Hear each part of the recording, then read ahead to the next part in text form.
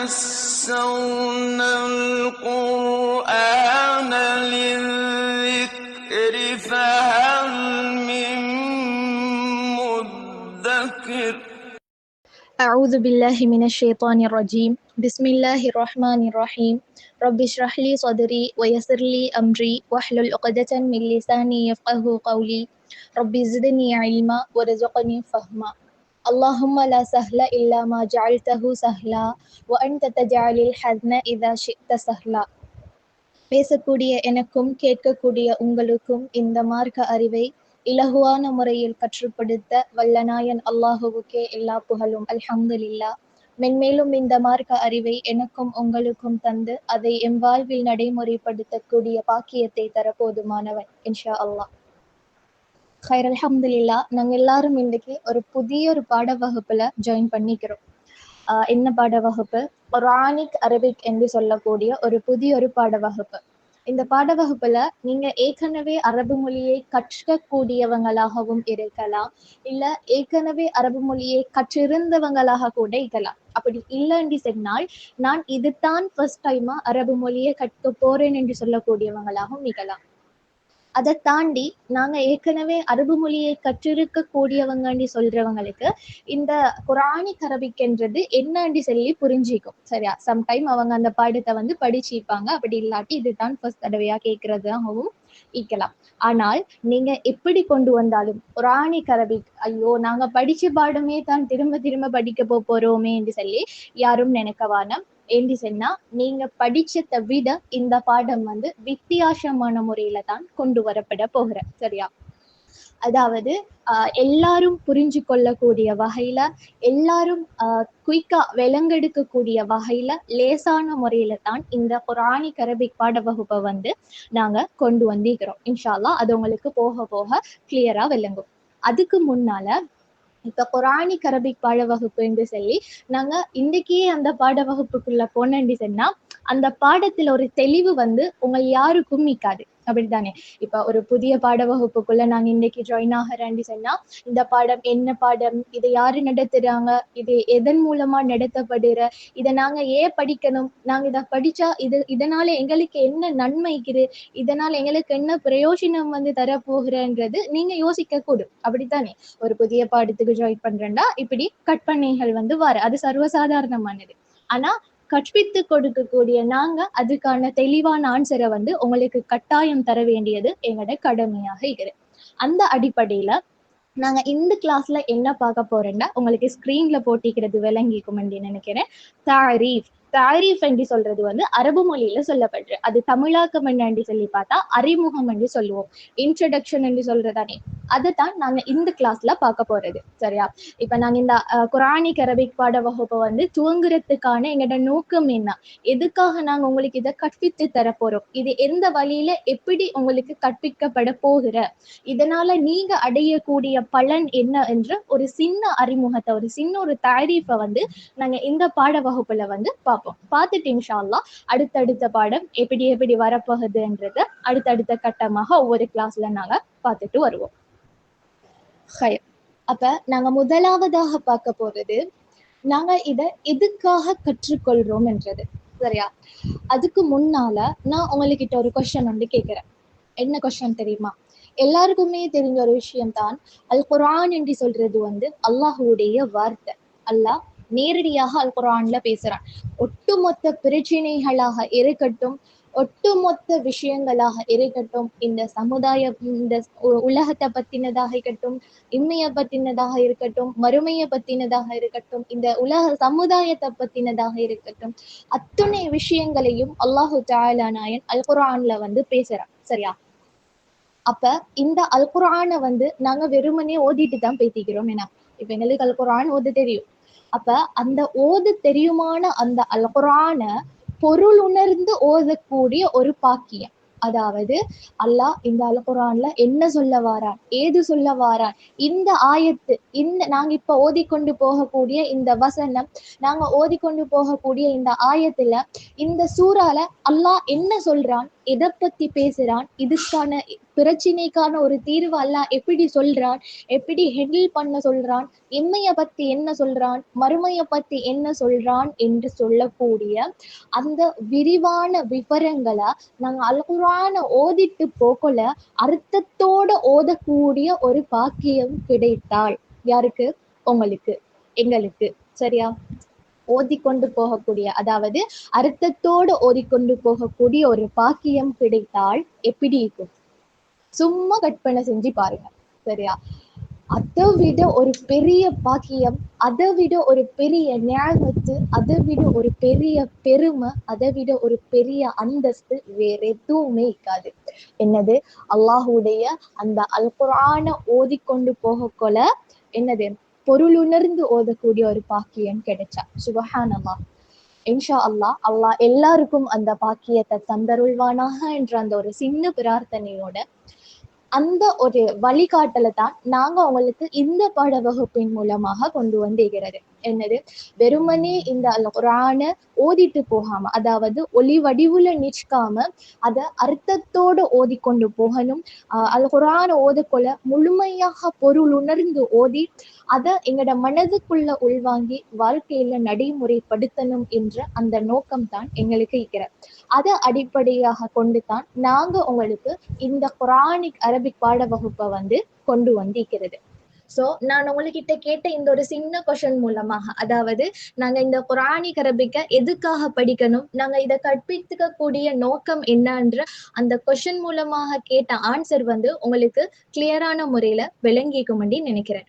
அதே போல அல்லாஹு தஆலா நாயன் அல் குர்ஆன்ல சொல்றான், சூரா கமர்ல 54வது அத்தியாயம் 17வது வசனத்துல சொல்லப்படுது, வலகத் யஸ்ஸர்னல் குர்ஆன லிஸ்ஸிக்ரி ஃபஹல் மின் முத்தக்கிர். அதாவது நிச்சயமாக இக்குர்ஆனை நன்கு நினைவுபடுத்திக் கொள்ளும் பொருட்டே எளிதாக்கி வைத்திருக்கிறோம், எனவே இதிலிருந்து நல்லுணர்வு பெறுவோர் உண்டா என்று சொல்லி அல்லாஹ் கேள்விக்குறியாக கேட்கிறான். சரியா? இன்னைக்கு நாங்க நிறைய பேரை பாக்குறோம், அல் குர்ஆனை பொருளுணர்ந்து ஓத படிக்க வாங்க, அரபு மொழியை படிக்க வாங்க என்று சொன்னால் இன்னைக்கு நிறைய பேர் சொல்ற ஒரு கருத்து தான், நான் அரபு மொழி என்றா பயம், எனக்கு அதண்டா சரியான மாதிரி கஷ்டம், அல் குர்ஆனை விளங்கெடுத்து ஓதுறா எனக்கு அதை விட கஷ்டம் என்று சொல்லி இன்னைக்கு நிறைய பேர் பின்வாங்கக்கூடியவங்களாக இருக்கிறாங்க. ஆனால் ஒரு விஷயம் யாது வச்சுக்கொள்ளணும், ஒரு நாளும் அல்லாஹுடைய அந்த வார்த்தைகள் பொய்ப்பிக்கப்படாது. சரியா? அல்லாஹ் அல் குர்ஆன்லயே சொல்றான், என்னது? இந்த குர்ஆனை உங்களுக்கு நாங்க லேசாக்கி வச்சிக்கிறோம் என்று. சரியா? உங்களுக்கு பாக்குறதுக்கு கஷ்டமாக இருக்கலாம், எதுவாக இருந்தாலும் பாக்குறது கஷ்டம்தான். ஆனா அதை செஞ்சு பார்த்தேன்னா அதுல இருக்கக்கூடிய பெருமதி, அதில் இருக்கக்கூடிய அந்த லேசு, அதில் இருக்கக்கூடிய அந்த அந்தஸ்து உங்களுக்கு விளங்கும். எதையும் நாங்க பார்க்கணும். அப்ப நீங்க இத படிச்சு பாத்தீங்கன்னா உங்களுக்கு லேசான ஒரு பாடம். நீங்க யோசிப்பீங்க, இந்த பாடத்தையா நான் கஷ்டம் என்று சொன்னேன், இந்த பாடத்தையா நான் பின்வாங்கினேன், படிக்கிறதுக்கு இவ்வளவு நாளும் பின்வாங்கினேன் என்று சொல்லி நீங்க யோசிப்பீங்க. சரியா? அந்த அளவுக்கு லேசான ஒரு பாடம் தான் அரபு மொழி என்று சொல்றது. அதனால இந்த அல் குர்ஆனை அல்லாஹு தஆலா நாயன் எங்களுக்கு லேசாக்கி தந்திருக்கிறான் என்று சொன்னால் அதை விட வேற எதுவுமே இல்லை. அப்ப எங்களால முடியுமான முயற்சியை நாங்க இந்த அல் குர்ஆனை படிக்கிறதுக்காக கொடுக்கணும். எனக்கு அரபு மொழி தெரியாது என்று சொல்லி அல் குர்ஆனை எங்களுக்கு பொருளுணர்ந்து ஓத தெரியாது சொல்லி சும்மா இக்கேல, அதுக்கான கேள்வி கணக்கு நாளை மறுமையில எங்ககிட்ட கேட்கப்படும் போது நாங்க அதுக்கு பதில் கூறக்கூடியவங்களாக ஈக்கணும். சோ எனக்கு படிக்க தெரியா, எனக்கு அரபு மொழி தெரியாண்டு சொல்லி எங்களுக்கு யாருக்குமே தப்பிக்கல. அதுக்குத்தான் இன்னைக்கு நிறைய வழிகள் இருக்கிற. சோ எங்களால முடியுமான முயற்சியை நாங்க கொடுக்கணும், படிக்கிறதுக்கான முயற்சியை நாங்க கொடுக்கணும். முயற்சி செய்யறது நாங்க, அதுக்கான கூலிய வழங்கக்கூடிய ரப்பு அல்லாஹ் ஒருத்தன். சரியா? அதைத்தான் நாங்க சொல்றது, வெறுமனே இதை நாங்க ஓதிட்டு போகாம அதனுடைய உணர்ச்சியை நாங்க கொடுத்து அதை எங்களோட வாழ்க்கையில நடைமுறைப்படுத்தணும்னு சொல்லி. அதே போல அல்லாஹ் அல் குர்ஆன்ல 38வது அத்தியாயம் 29வது வசனத்துல சொல்றான், கிதாபுன் அன்ஸல்னாஹு இலைக்க முபாரக்குல் லியதப்பரு ஆயாத்திஹி வலியதذكரு உலுல் அல்பாப். நபியே, பாக்கியம் பெற்ற இவ்வேதத்தை உம்மீது அருளியுள்ளோம், அவர்கள் இந்த வசனங்களை கவனித்து ஆய்வதற்காகவும் அறிவுடையோர் நல்லுணர்வு பெறுவதற்காகவும் உண்டு. என்னது? இந்த வசனங்களை கவனித்து ஆய்வதற்காகவும், நல்லா விளங்கெடுத்துக்கோங்க, வசனங்களை கவனித்து ஆய்வதற்காகவும் அறிவுடையோர் நல்லுணர்வு பெறுவதற்காகவும். சரியா? இன்றைக்கு இந்த பாடத்தை வந்து கவனிக்கக்கூடிய ஒரு ஹாஃபிலாவாக கூட நீங்க இருக்கலாம். இல்ல குரானை இப்பதான் நான் மனனம் செஞ்சு கொண்டிருக்க கூடுறேன் என்று சொல்லக்கூடியவங்களும் இருக்கலாம். அப்படி இல்ல நீங்க படிச்ச ஒரு ஆலிமாவாக கூட இருக்கலாம். இல்ல படிச்ச ஒரு இஸ்லாம் டீச்சராக கூட இருக்கலாம். இஸ்லாத்தை முழுமையாக அறியக்கூடிய அல்லது தஜ்வீத் முறைப்படி குரானை ராகமாக அழகாக ஓதக்கூடியவங்களாக இருக்கலாம். குரானை மனனம் செய்யறதும் ஒரு பாக்கியம் தான். அதே போல அதை தஜ்வீத் முறைப்படி ராகத்தோட ஓதுறதும் பாக்கியம் தான். அதை தாண்டி குரானை ஓதுறதே ஒரு பாக்கியம் தான். ஆனால் அல்லாஹ் என்ன சொல்றான், இந்த வசனங்களை வந்து அல்லாஹ் குரானை வந்து இறக்கினது வந்து சும்மா ஒளிவடிவுல ஓதிட்டு போறதுக்கு மட்டுமல்ல, வசனங்களை கவனித்து ஆய்வதற்காகவும் அறிவுடையோர் நல்லுணர்வு பெறுவதற்காகவும். சரியா? நான் ஏற்கனவே சொன்னது போல அல் குரான் என்று சொல்றது வந்து அல்லாஹுடைய வார்த்தை. அல்லாஹ் அல் குரான்ல நேரடியாக பேசுறான். சரியா? எதுவாக இருந்தாலும் அந்த அல் குரான்ல வந்து தீர்வு வழங்கப்படுற அல் குரான்ல ஒவ்வொன்றையும் அல்லாஹ் கட்டமாக பேசுறான். இம்மைய பேசுறான், மறுமைய பேசுறான், நோய்களை பத்தி பேசுறான், மனிதர்களை பத்தி பேசுறான், காபிர்களை பத்தி பேசுறான், சுவர்க்கத்தை பத்தி பேசுறான், நரகத்தை பத்தி பேசுறான். எல்லாமே அல்லாஹ் அல் குரான்ல பேசுறான். அந்த அல் குரான்ல அல்லாஹ் பேசுறத நாங்க விலங்கெடுக்கணும்னு சொன்னா எங்ககிட்ட என்ன தேவை? நாங்க அரபு மொழியை தெரிஞ்சிக்கணும், அதை பொருளுணர்ந்து ஓதக்கூடியவங்களாக ஈக்கணும். அப்படி இருந்தால் தானே அல்லாஹ் அதுல என்ன சொல்றான்ன்றது எங்களுக்கு தெரியும். அதுக்காக தான் நாங்க இப்ப ஹிஃபுல் செஞ்ச ஒரு ஆலிமாவாக, ஹிஃபுல் செஞ்ச ஒரு ஹாஃபிலாவாக, இல்ல நாங்க எல்லாத்தையும் அறிஞ்ச ஒரு ஆலிமாவாக, இல்ல நான் படிச்ச ஒரு இஸ்லாம் டீச்சராக, அப்படி இல்ல நான் அழகான முறையில குரான தஜ்வீத் முறையில ராகமா ஓதி கொண்டு போகக்கூடிய ஒருத்தராக இருந்தாலும் அவங்ககிட்ட போயிட்டு உங்களுக்கு அல் குரான் நீங்க இந்த வசனத்தை ஓதிக்கொண்டு போறீங்களே, அந்த வசனத்துல அல்லாஹ் என்ன சொல்றான் என்று சொல்லி அவங்ககிட்ட ஒரு கேள்வி கேட்டேன்னா அந்த கேள்விக்கான பதில அவங்க சொல்றதுக்கு தயங்குவாங்க. சரியா? அந்த கேள்விக்கான பதில அவங்க சொல்லுவாங்களான்னு கேட்டா அது கேள்விக்குறியாகத்தான் அமையும். காரணம், அவங்க வெறுமனே அல் குர்ஆனை ஓதிட்டு தான் போனாங்களே தவிர அதுல என்ன சொல்லப்படுரு, அல்லாஹ் என்ன சொல்ல வாரான், அது பொருளுணர்ந்து ஓதக்கூடிய பக்குவம், பொருளுணர்ந்து ஓதக்கூடிய அந்த படிப்பினை அவங்க பெற்றிருக்கிறாங்களான்னு கேட்டா இல்ல. வெறுமனே ஓதல் ஓதல் ஓதல் என்று அதை ஓதல் வடிவுல தான் ஓதினாங்களே தவிர. இது நான் உங்களுக்கு ஆதாரபூர்வமாக நிரூபிக்கிறது. சரியா? அல்லாஹ் அல் குர்ஆன்ல சொல்றான், இந்த அல் குர்ஆனை வந்து இறக்கினது வந்து சும்மா இல்ல. சரியா? என்னது, இந்த வசனங்களை கவனித்து ஆய்வதற்காகவும் அறிவுடையோர் நல்லுணர்வு பெறுவதற்காகவும். உங்களுக்கு ஒன்று தெரியுமா, அந்த மக்கத்துகள்ல வந்து டிவிகள்ல பாப்பீங்கன்னு நினைக்கிறேன், போன்கள்ல பாப்பீங்கன்னு நினைக்கிறேன், இந்த பெரிய பெரிய முஃப்திகள் தானே, காரிகள் தானே, மக்கத்துகள் எல்லாம் மீக்கிறவங்க ஓதிக்கொண்டு ஓதிக்கொண்டு ஓதிக்கொண்டு ஓதிக்கொண்டு ஓதிக்கொண்டு போவாங்க. ஓதிக்கொண்டு போக்கல சும்மா ஓதுவாங்களா? அவங்க ஒரு நாளையில சும்மா ஓதுறது கண்டிக்கிறா இல்ல. அவங்க ஓதிக்கொண்டு ஓதிக்கொண்டு ஓதிக்கொண்டு போக்கல அழுவாங்க. அவங்களோட கண்ணால கண்ணீர் அப்படி வடியும். காரணம் என்று சொல்லி அதை தேடி பார்த்தேன் சொன்னா, அவங்க ஓதிக்கொண்டு போக்கல அதுக்கான அர்த்தம் வந்து அவங்களுக்கு தெரியும். அவங்க பொருளுணர்ந்து ஓதக்கூடிய பாக்கியம் அவங்களுக்கு தேய்கிறது. சரியா? அப்ப அந்த ஓதிக்கொண்டு ஓதிக்கொண்டு ஓதிக்கொண்டு போக்கல அந்த அல் குர்ஆன் வசனத்துல ஒவ்வொன்றும் கட்டமாக செல்லப்படுற. இப்ப எங்களுக்கு தான் தெரியா அல் குர்ஆன்ல என்ன சொல்ற, நீ நாங்க சும்மா ஓதிக்கொண்டு போறோம், நாங்க ஒரு நாள் இல்ல ஓதிக்கொண்டு போக்கல எங்களுக்கு கண்ணால கண்ணீர் வடியுமா? இல்ல. அதுக்கான அர்த்தம் வந்து எங்களுக்கு தெரியா. ஆனா அந்த காரிகள் ஓதிக்கொண்டு போக்கல, அந்த முஃப்திகள் ஓதிக்கொண்டு போக்கல அவங்களோட கண்ணால கண்ணீர் வடிகிற. காரணம், அல்லாஹ் ஒவ்வொரு இடத்துலயும் ஒவ்வொன்று பேசுறான். ஓதிக்கொண்டு போகல இடையில நரகத்தை பத்தி பேசுவான், சுவர்க்கத்தை பத்தி பேசுவான், மனிதர்களை பத்தி பேசுவான், இம்மையை பத்தி பேசுவான், மறுமையை பத்தி பேசுவான். இப்படி எல்லாம் பேசக்கொள்ள அவங்களுக்கு ஒரு பயம், இறையச்சம், இறை நம்பிக்கை, ஒரு தயக்கம். யா அல்லாஹ் நீ இப்படி பேசுறா என்று சொல்லக்கூடிய அந்த இது வந்து அவங்களுக்குள்ள அந்த பயம் வந்து அவங்களுக்கு வரப்படுற. இதனால தான் சொல்றது, அல்லாஹ் அல் குர்ஆனை வந்து வெறுமனே ஓதுறதுக்காக மட்டும் இறக்கல, ஒளி கொடுப்பதற்காக மட்டும் இருக்கப்பட்டதல்ல. அதை இந்த வசனங்களை வந்து நாங்க கவனித்து ஆய்ந்து அந்த அறிவுடையோர் நல்லுணர்வு பெறுவதற்காகவும் என்று சொல்லி அல்லாஹ் அல் குர்ஆன்ல சொல்றான். அதே போல خيركم من تعلم القرآن وعلمه, என்னது, உங்களில் சிறந்தவர் குர்ஆனை தானும் கற்று பிறருக்கும் கற்றுக் கொடுப்பவரே. அதனாலதான் நாங்க உங்களுக்காக இந்த அடிப்படையை கொணந்திக்கிறது, இந்த அடிப்படையான் இந்த பாடத்தை கொணந்திக்கிறது. வெறுமனே ஒளிவடிவுல ஓதிக்கொண்டு போகாம அதை உணர்ந்து நல்லுணர்வு பெறணும். அந்த குர்ஆனை ஓதிக்கொண்டு போக்கல அதற்கான மீனிங்கையும் நீங்களும் விலங்கெடுத்து அதுக்கான இதை வந்து அந்த பலனை வந்து அடையணும்ன்றதுதான் எங்களோட நோக்கம். خيركم من تعلم القرآن வஅல்லமஹு, உங்களில் சிறந்தவர் குர்ஆனை தானும் கற்று பிறருக்கும் கற்றுக் கொடுப்பவரே. அல்ஹம்துலில்லாஹ். அதே போல இந்த குர்ஆனிக் அரபிக்கால நீங்க அடையக்கூடிய நன்மைகள், சரியா, நீங்க மட்டும் இல்ல, நாங்களாக இருந்தாலும் நீங்க குர்ஆனை பொருளுணர்ந்து ஓதக்கொள்ள அடையக்கூடிய நன்மைகள் பார்த்தாண்டி சொன்னா என்னது, உங்களுக்கு குர்ஆனை பொருளுணர்ந்து ஓதக்கூடிய ஒரு பாக்கியம் கிடைக்கிற. நீங்க ஓதிக்கொண்டு போகல ஒவ்வொரு வசனத்துடைய அர்த்தத்துடைய ஆழத்தை நீங்க புரிஞ்சு கொள்ளுவீங்க.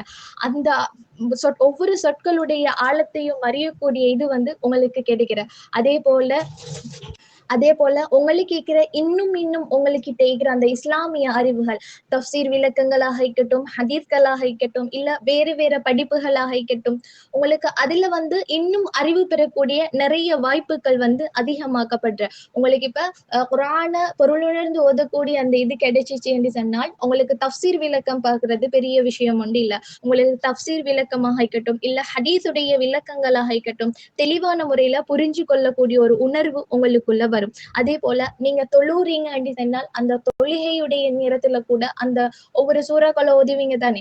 அப்ப சூறாக்களை ஓதக்கொள்ள அந்த அர்த்தம் உங்களுக்குள்ள வரும். உங்களுக்குள்ள வரக்கொள்ள உங்களுக்குள்ள ஒரு பயம் உண்டாகும். ஒவ்வொரு வசனத்திலையும் அல்லாஹ் ஒவ்வொரு கட்டம் கட்டமாக பேசக்கொள்ள நாங்க பொருளுணர்ந்து அதை ஓதக்கொள்ள அந்த பயம் எங்களுக்குள்ள வரும். மன குவிப்புகள் எங்களுக்குள்ள அதிகரிக்கும். அதே போல நாங்க தொழக்கொள்ள எங்களுக்கு அல்லாஹுடைய அந்த பயம், அல்லாஹுடைய அந்த நினைவு அதிகமாக வரக்கூடிய நிறைய சந்தர்ப்பங்கள் அமையக்கூடுற. அப்ப நாங்க இந்த குர்ஆனை பொருள் உணர்ந்து ஓதுறதால எங்களோட மனதுல இறையச்சம் அதிகரிக்கிற. ஏன் நாங்க பொருள் உணர்ந்து ஓதக்கொள்ள அல்லாஹ் ஒவ்வொன்றையும் பேசுறான். ஒவ்வொன்றையும் பேசக்கொள்ள அந்த இறையச்சம், அல்லாஹ்வின் மீதான அந்த பயம் எங்களுக்குள்ள இன்னும் அதிகரிக்கிற. அதே போல எங்களுக்குள்ள நம்பிக்கை நிறைய வரும். என்னது, அல்லாஹ் இப்படியெல்லாம் சொல்லிக்கிறான், நாங்க நம்பிக்கையோட பொறுமையாக இருந்தா எங்களுக்கு நிச்சயமாக வெற்றி கூடிய விரைவில் காத்து கொண்டிருக்கிற அப்படியான நிறைய நம்பிக்கைகள் எங்களுக்குள்ள வரும். அதே போல எங்களோட ஈமான் அதிகரிக்கும். அதே போல எங்களோட சிந்தனைகள் பல சிந்தனைகளையும் எங்களுக்கு உருவாக்கி தரக்கூடிய ஒன்று தான் இந்த அல் குர்ஆனை பொருளுணர்ந்து ஓதக்கூடிய ஒரு பாக்கியம். இக்ரா பிஸ்மி ரப்பிக்கல் லதீ ஹலக், சூரா அலக் 96வது அத்தியாயம் 1வது வசனம். உங்கள் இறைவனின் பெயரால் ஓதுங்கள். ஆகவே இந்த அல் குர்ஆனை நாங்க அல்லாஹ்வுடைய பெயரால பொருளுணர்ந்து ஓதுறது தான் எங்களோட உண்மையான முழுமையான நோக்கமாகவும் நாங்க உங்களுக்கு இந்த கிளாஸை வழங்குறதுக்கான நோக்கமும் ஏற்பாடும் இதுவாக தான் இருக்கிறேன். இன்றைக்கு நிறைய பேரு அல் குர்ஆனை சும்மா ஓதிட்டு போறாங்க, ஆனா பொருள் உணர்ந்து ஓதுறான்னு கேட்டா இல்ல.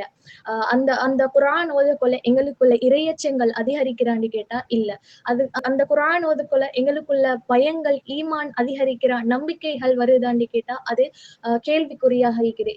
எங்களுக்கு அந்த பொருளுணர்ந்து ஓதினா தானே தெரியும் அல்லாஹ் எந்த இடத்துல எப்படி பேசுறான்ன்றது. சோ நாங்க இந்த அரபு மொழியை கற்று இன்ஷா அல்லாஹ் குர்ஆனை பொருளுணர்ந்து ஓதி அல்லாஹுடைய அந்த நம்பிக்கையையும் ஈமானையும் இறையச்சத்தையும் இறை நம்பிக்கையையும் அதிகரித்துக் கொள்வோம்.